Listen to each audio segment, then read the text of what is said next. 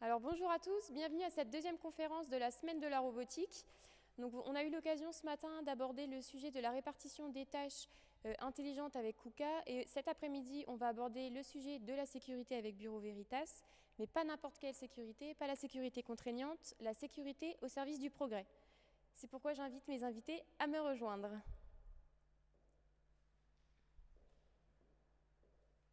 Bonjour messieurs. Bonjour maman. Bonjour. Je vous laisse vous présenter du coup. Bonjour Laurent Lebray, je suis responsable pilote de l'activité machine pour Bureau Veritas en France. Thierry Brouin, Bureau Veritas, spécialiste en machine. Denis Perretin, NJ Solutions, responsable d'activité robotique et sécurité machine. Et du coup, je me présente également par la même occasion, donc Manon Perria, responsable commercial industrie robotique pour NJ Solutions. Donc messieurs, on va commencer avec cette première question. Comment penser son installation pour que progrès et sécurité se fassent conjointement ? Grâce à la réglementation, aujourd'hui, on peut intégrer la sécurité dès la conception. Et avec cette sécurité à la conception, on va pouvoir améliorer les conditions de travail d'un opérateur et assurer une meilleure protection des risques, tout en conservant une sécurité, ce qu'on va appeler intelligente. Denis, vous voulez rajouter quelque chose ? Oui, il faut savoir que la sécurité, il y a quelque temps, elle n'était pas du tout dans le même contexte qu'aujourd'hui. L'évolution des mœurs, l'évolution des machines, des flux, on parle d'usine 4.0. Donc aujourd'hui, là où on enfermait totalement les machines, aujourd'hui elles deviennent mobiles. Je pense que Thierry, là-dessus, tu as quelques mots à dire. Avant, on avait des machines qu'on appelait fixes. Donc ces machines fixes, c'était facile de les protéger. On mettait en place des protections périphériques, des zones d'accès, des barrières immatérielles, et on enfermait complètement le risque. Aujourd'hui, avec les nouvelles technologies d'équipement de travail qui sont apparues, les risques, en fin de compte, sont mobiles et vont se déplacer dans l'environnement. Donc par rapport à ces nouveaux risques, il y a des nouvelles technologies de sécurité qui ont été mises en place. Et avec ces nouvelles technologies, de nouveaux risques sont apparus, puisqu'il faut prendre aussi en compte l'environnement, le type de population qui vont conduire ces équipements de travail. Et donc pour ça, on va mettre en place des analyses de risques pour analyser au plus juste les protections qui vont être à mettre en place. Très bien. Donc ce qu'on peut dire, c'est que dès qu'on pense projet, on pense sécurité. Obligatoirement, c'est-à-dire que tout au début, quand on a lancé notre activité robotique et sécurité machine, les gens ne comprenaient pas forcément le lien entre les deux. Nous, de toute façon, depuis le début, je l'ai dit encore ce matin, vraiment l'ADN, c'est travailler avec l'humain, donc l'humain a sa place entière. Et on n'est pas venu au travail pour se blesser. Donc ça, c'est quelque chose qui est déjà dans nos ADN. C'est pour ça aussi qu'on travaille depuis tant d'années avec Veritas, où on essaye justement d'apporter quelque chose à nos machines. Et maintenant, quand on conçoit une machine, on est obligé, nous, dans notre processus d'acceptation d'un projet, c'est au même titre qu'on amène de la mécanique, de l'électrique, on amène tout de suite la partie sécuritaire. Et là, grâce à la réglementation qui a évolué, parce que la réglementation a évolué en termes d'analyse de risque. Avant, on n'avait pas tous ces dossiers à mettre en place, même s'il y avait quand même il y avait de la sécurité. Mais aujourd'hui, l'analyse de risque est obligatoire. Tout constructeur de machines doit fournir une analyse de risque. Et là, une fois qu'on l'a intégré dans nos machines, ça ne pose plus aucun problème. C'est-à-dire qu'on va construire la machine, il y a une problématique à résoudre et tout de suite on pense sécurité, interaction avec l'homme. L'analyse des risques, qui est obligatoire depuis le 29 décembre 2009 avec l'apparition des directives européennes, permet de réduire ces risques et d'adapter en fin de compte la technologie aux risques. Donc l'avantage d'adapter cette technologie au risque dès le départ, c'est qu'on va pouvoir aussi réduire éventuellement des coûts liés à la sécurité, tout en restant conforme et en adaptant au mieux le travail de l'opérateur à la machine. On va pouvoir prendre en compte dès le départ les conditions d'intervention de l'opérateur de production, mais aussi bien les conditions d'intervention de la maintenance du régleur. On va pouvoir rentrer dans des équipements en continuant à travailler correctement et en sécurité. Donc pour ça, on va mettre en place des vitesses lentes, des efforts réduits, et on va prévoir des modes de fonctionnement qui seront adaptés à la machine et aux opérateurs. Puisque systématiquement, dans les analyses de risque, on prend en compte le type de population qui va conduire la machine. Très bien, donc on comprend bien du coup le rôle de Bureau Veritas. Côté intégration, Denis, du coup, on a quand même un rôle pour le marquage CE. Tout à fait. toute machine doit être CE, donc après on peut s'auto-certifier CE. Nous on a pris le choix, enfin on a pris la direction de à chaque fois faire venir l'organisme de contrôle pour vérifier nos machines, parce qu'on se dit qu'on peut passer à côté de quelque chose. Plus il y a de monde à réfléchir sur la sécurité ou sur autre chose, moins on a de risque de ne pas le voir. Donc forcément, on l'intègre. On a aujourd'hui des gens qui sont spécialisés. Donc on fait vraiment, ils connaissent la robotique, mais ils connaissent maintenant essentiellement la partie sécuritaire, la partie analyse de risque, connaître les distances, les choses qu'on doit faire. Et à chaque fois, on est en permanence on va dire en formation avec Veritas pour justement être toujours au point à ce niveau-là. Très bien. Et donc du coup, lors de l'installation d'un robot, j'imagine qu'il y a différentes étapes à suivre en matière de sécurité, tout ce qui est étude de flux ergonomique. Oui, forcément. Quand on fait un îlot, déjà, on regarde pourquoi il est fait et quels sont les flux, les gens qui vont passer autour, quel est le rôle du robot dans l'usine, sur la machine. Donc tout ça, c'est étudié. L'ergonomie, il y a des règles aussi sur l'ergonomie. Donc là, Veritas aussi va nous apporter son soutien et puis son apport de connaissances. Et puis après, il y a tous les aspects. Je rentre dans la machine, je ressors, j'ai des fois des enchaînements de cycles, il y a tout un tas de choses qui se mettent en place parce que les cadences, malgré tout, sont de plus en plus augmentées. Et donc là, il faut aussi qu'on prenne en compte tout cet aspect-là. Et là, je pense que Thierry, tu peux dire un mot. Plus les cadences sont fortes, plus l'activité reprend, plus il y a des accidents. Oui, on s'aperçoit bien qu'avec la reprise de l'activité, notamment liée à la période de confinement liée au Covid, les gens reviennent sur les équipements de travail, ont un peu perdu la notion de la sécurité et on a de plus en plus d'accidents. Accidents bénins ou accidents très graves. Donc c'est pour ça que lorsque l'équipement de travail est conçu, notamment par la société NJ Solutions Robotiques, on intervient systématiquement avec eux dès le début du projet, de manière à mieux cibler et à mieux cerner les besoins d'intervention sur cet équipement de travail. Très bien, donc progrès sécurité, peut-on parler d'une véritable collaboration ? C'est obligatoire, On est forcément obligé de parler de sécurité, bien sûr, de performance de l'équipement. L'équipement doit être performant et aujourd'hui, malgré tout ce qu'on a pu dire à un moment, la sécurité devient, on va dire, source de progrès. C'est-à-dire que c'est intarissable. C'est-à-dire que quand on pense sécurité, on pense aussi performance. Que la machine ne soit pas arrêtée tous les 4 matins, forcément, l'aspect sécuritaire est important puisque moins on intervient sur la machine, moins il y a de risques. Donc c'est évident qu'aujourd'hui, on ne peut pas concevoir une machine sans penser sécurité. On parle de robots collaboratifs, on parle de tout un tas de choses. Le robot collaboratif, je pense que Laurent, tu en donneras un petit mot tout à l'heure, mais c'est quelque chose qui évolue. La réglementation, elle est là, et elle est là pour protéger les opérateurs. À nous, techniquement, de répondre à tout ça. Et grâce à l'évolution du matériel, à l'évolution des robots, à l'évolution aussi des mœurs, parce que les mœurs sont changées, c'est-à-dire qu'aujourd'hui, vous rentrez dans une entreprise, on va tout de suite vous parler sécurité. Donc il faut que le discours soit en adéquation avec les machines qu'il y a. Donc forcément, l'employeur, lui, se doit d'avoir des machines, on va dire, dites aux normes, et puis qui ne blessent pas les gens. C'est obligatoire. Très bien, donc on peut dire qu'il ne faut pas considérer la sécurité comme une contrainte. Du tout. Ce n'est pas une contrainte, au contraire, la sécurité peut apporter des solutions à l'entreprise à partir du moment où elle est prise en compte dès le départ du projet. On s'aperçoit que, notamment quand Denis parlait des robots collaboratifs, aujourd'hui on peut embarquer des robots collaboratifs directement sur des AGV, c'est-à-dire qu'on va avoir une machine mobile avec un robot collaboratif qui est embarqué sur cet équipement et qui va se promener dans l'atelier. Donc on avait déjà des problèmes entre guillemets d'application de la réglementation sur les robots collaboratifs. Aujourd'hui, c'est assez clair.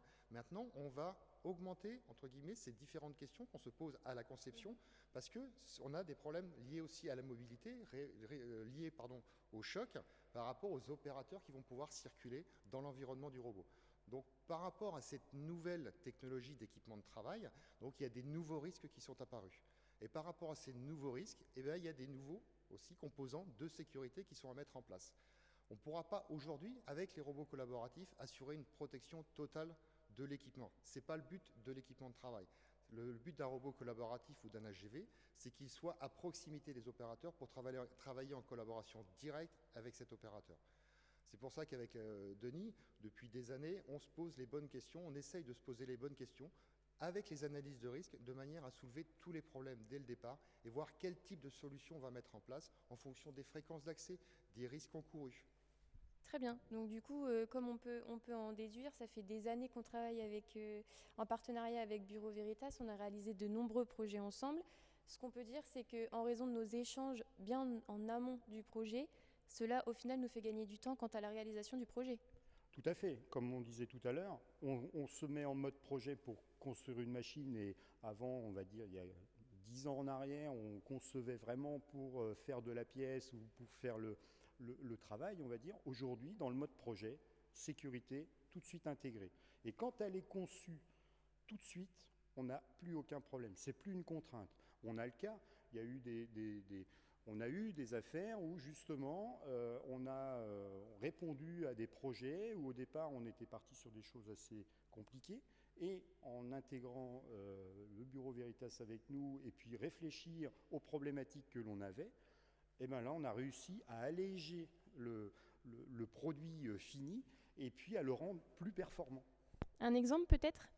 Oui, on peut parler dans l'agroalimentaire. On avait un moment, donc il y a, on va dire, des machines qui étaient à charger et à décharger régulièrement. Et donc les gens, quand ils déchargeaient les machines, c'était des produits qui faisaient pas loin de 30 kilos.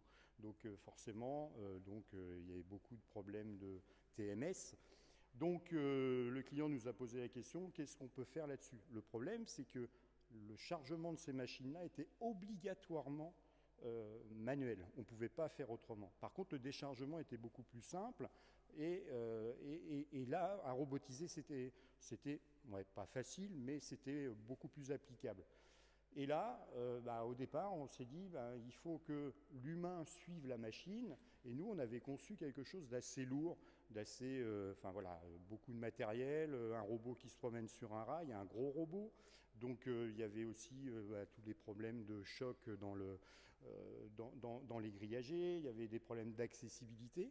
Et puis là, Thierry, tu peux en dire un mot, là où ta contribution nous a bien aidés sur cette affaire, tu peux peut-être...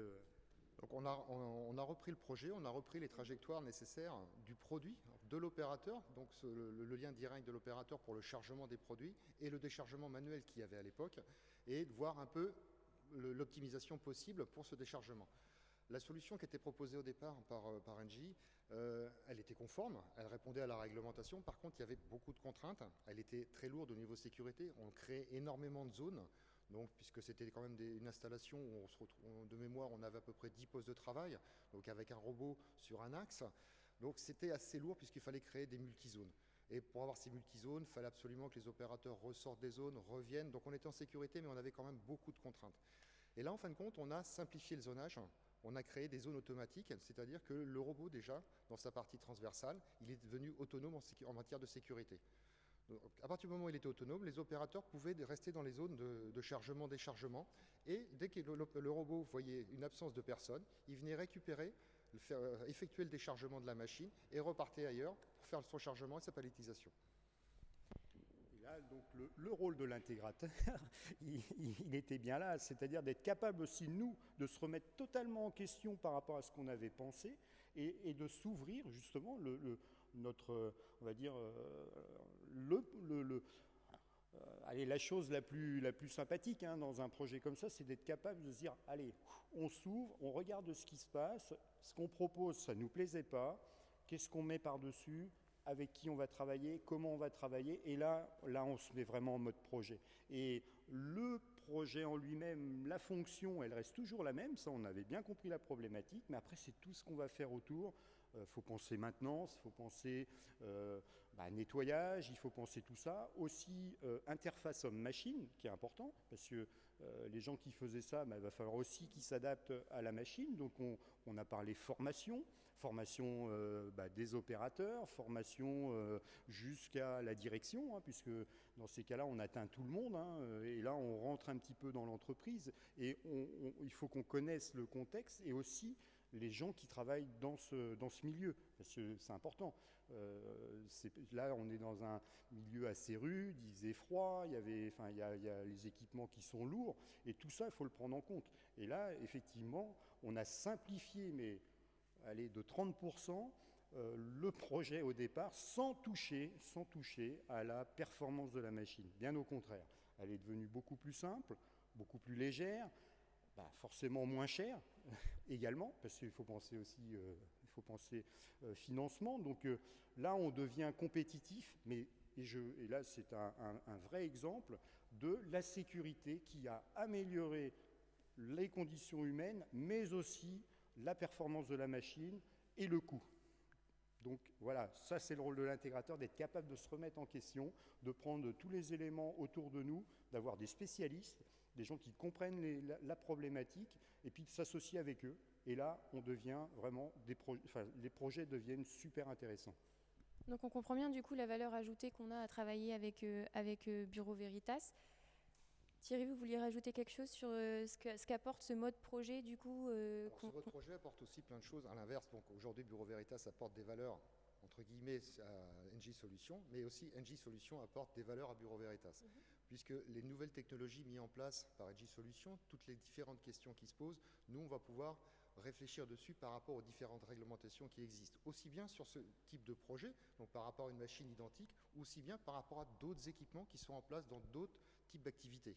Donc, grâce à NJ Solutions, Bureau Veritas, nous aussi, on arrive à se remettre en question et à réfléchir correctement sur le fait d'intégrer la sécurité vis-à-vis du moyen de protection, tout en tenant compte des performances de la machine et de l'entreprise. Le thème de cette semaine, c'est la robotique au service de l'humain. On peut donc dire qu'on est en plein dedans en mettant un tel point d'importance à la sécurité et à la sécurité des machines qu'on installe. Tout à fait. Et puis aujourd'hui, le Covid est passé par là. On va avoir des machines qui vont, j'espère, regagner la France. Donc il y a aussi toutes ces conformités qui vont peut-être arriver, et des nouvelles machines, et des machines dites plus flexibles. C'est-à-dire que on ne produit plus comme il y a 10 ans. C'est complètement différent. On va passer d'un poste à un autre, on va faire les tâches répétitives, on va les éviter. Donc là, la robotique va rentrer. Et dans tout ça, il y a l'humain. L'humain, qu'est-ce qui fait de tout ça, quoi? Qu'est-ce qu'on prend? Et là, oui, la sécurité, la réglementation, où il y a beaucoup de gens qui critiquent ce progrès, parce que c'est un progrès. On ne travaille plus comme dans les années anciennes, on va dire. Et là, moi, je trouve que c'est un bénéfice énorme. Et de pouvoir justement associer toutes ces compétences et de pouvoir les mettre au service de notre industrie et aussi de nos vies, parce que c'est nos vies, le travail, ça reste la vie. Donc forcément, c'est passionnant. Vous parliez tout à l'heure à travers votre exemple de robot sur rail. Aujourd'hui, on constate qu'il y a une véritable évolution de la robotique et on va de plus en plus vers de la robotique mobile. C'est sur ce sujet-là qu'on va faire appel à vous. Du coup, Laurent, je vous laisse vous présenter.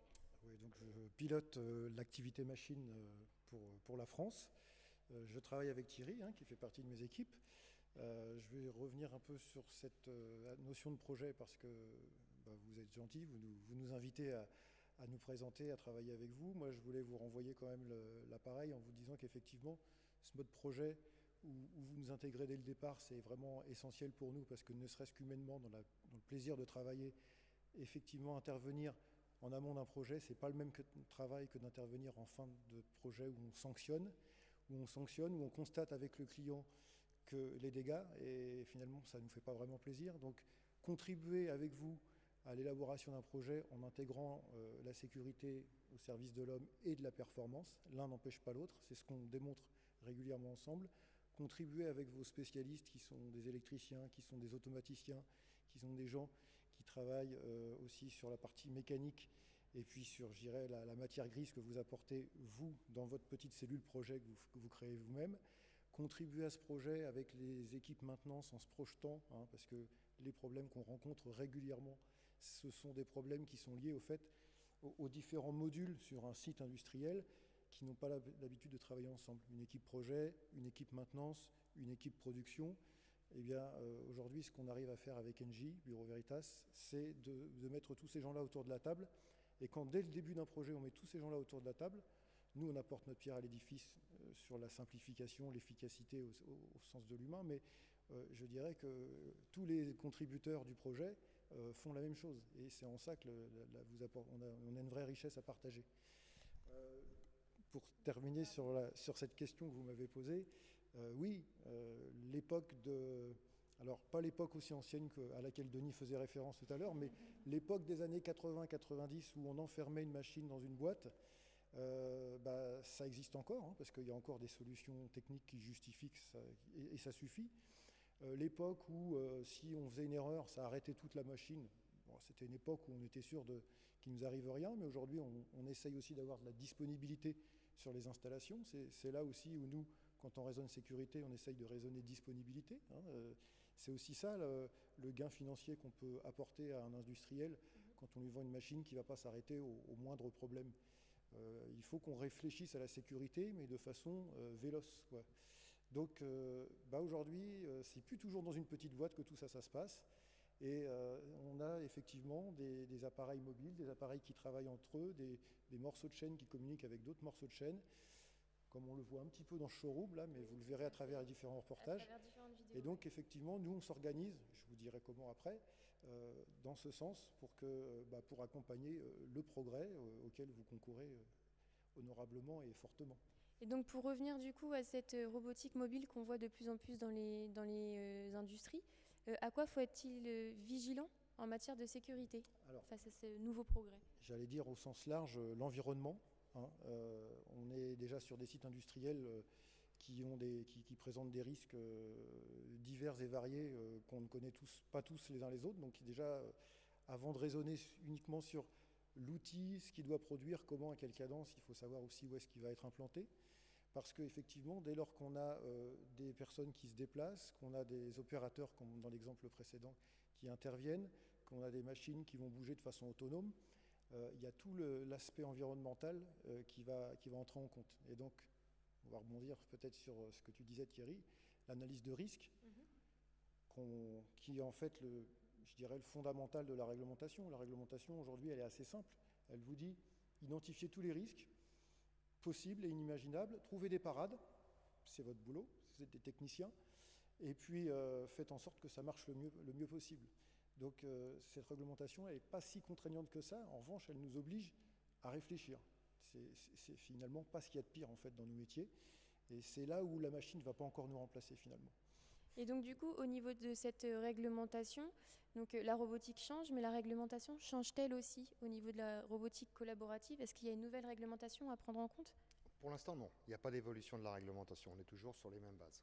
Donc l'obligation d'un fabricant, c'est de répondre à la directive machine, la 2642CE au jour d'aujourd'hui, pour les équipements de travail considérés comme neufs, enfin neufs ou considérés comme neufs.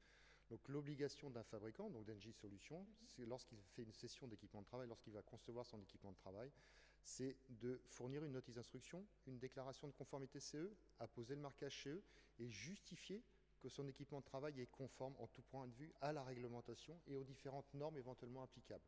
Donc, et pour répondre à la conformité de ces différentes normes, à la mise en application, il faut obligatoirement que le fabricant, comme le disait Denis tout à l'heure, établisse son analyse de risque. L'analyse de risque est obligatoire depuis 2009 et c'est un document strictement obligatoire et nécessaire pour concevoir une machine conforme dès le départ. Et tout à l'heure, vous nous parliez d'évolution des risques. Est-ce que vous pourriez nous détailler un peu plus ce point? Oui, on parlait là de robots collaboratifs embarqués sur des machines mobiles. Aujourd'hui, le robot collaboratif présente ses risques. L'inconvénient ou l'avantage de l'embarquer sur un équipement mobile type AGV, c'est qu'en fin de compte, il va falloir prendre en compte l'environnement. L'environnement qui peut être figé de l'entreprise ou l'environnement qui peut être aussi mobile. Puisque dans cet environnement, on va pouvoir disposer des palettes, des nouveaux postes de travail. Donc il y a tout un tas de choses qui seront à prendre en compte. Donc il va falloir créer ce qu'on appelle une sécurité intelligente vis-à-vis de cet équipement de travail mobile pour qu'il puisse s'adapter à chaque fois à ces changements de paramètres. Donc, par rapport à ces différents risques, il y a aussi l'interconnexion de l'appareil mobile avec les machines fixes de l'entreprise. Donc, aussi bien les machines, aussi bien une collaboration directe avec les opérateurs. Et donc, par rapport à ces opérateurs, qui peuvent avoir différents niveaux de qualification liés à la sécurité, les risques peuvent être multiples. Donc, c'est pour ça qu'on en revient toujours au même, c'est cette fameuse analyse de risque, où vraiment tous les paramètres sont à prendre en compte. Je voulais ajouter une chose, on en parlait l'autre fois, Laurent a une belle image, enfin Veritas a une belle image en disant l'histoire de la boîte. Avant il y avait une boîte, maintenant il n'y a plus de boîte. Laurent, tu peux peut-être... Oui. Alors, déjà dans l'analyse de risque qu'on a aujourd'hui, Merci Denis de souligner. dans l'analyse de risque qu'on a aujourd'hui, moi je voulais quand même préciser, c'est que on est obligé d'amener nous on est obligé de monter en compétence aussi. Hein. On n'a pas parlé du risque, je dirais, lié à l'environnement, mais si on est dans une zone ATEX, on a un nouveau risque qui est extérieur, mais qu'il faut qu'on intègre dans toute la conception de la machine.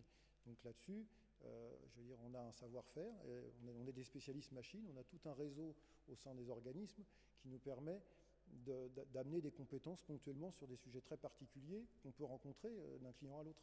Donc il y a cet aspect-là qui est aussi avec boîte ou sans boîte cette fois-ci, mais c'est vraiment une nouveauté.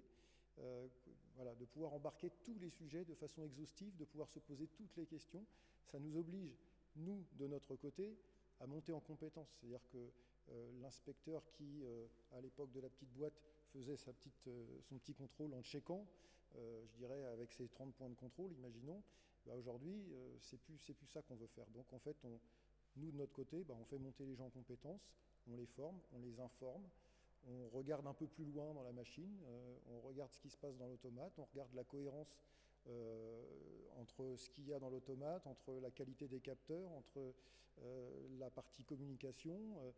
En fait, on regarde tout ça avec vous et en fait, on essaye d'avoir un niveau cohérent, homogène. Tout ça, ça part de l'analyse de risque, encore une fois. Et alors pour vous, très important, et je dirais pour tous les concepteurs, tous les clients, de cette analyse de risque, il découle un fonctionnement, une technologie, des solutions techniques qui sont arrêtées, mais très important pour le fabricant et pour l'utilisateur futur, c'est la notice d'instruction, c'est-à-dire que vous livrez à un fabricant une machine avec des limites. Vous lui expliquez pourquoi vous l'avez prévu, dans quel cadre il peut l'utiliser, jusqu'à quelle limite, et quelque part, on a aussi ce rôle d'accompagnement à faire avec vous, quand on livre la machine à une équipe maintenance, par exemple, on lui livre la machine avec une notice d'instruction, avec des choses que vous allez lui dire, ça vous avez le droit de faire, parce que je suis constructeur et que je sais que vous pouvez le faire, ça je ne veux pas que vous le fassiez. Vous pouvez remplacer tel capteur par tel capteur de tel niveau, donc il y a un dossier technique très complet pour garder les performances de la machine pour lesquelles vous lui garantissez une sécurité.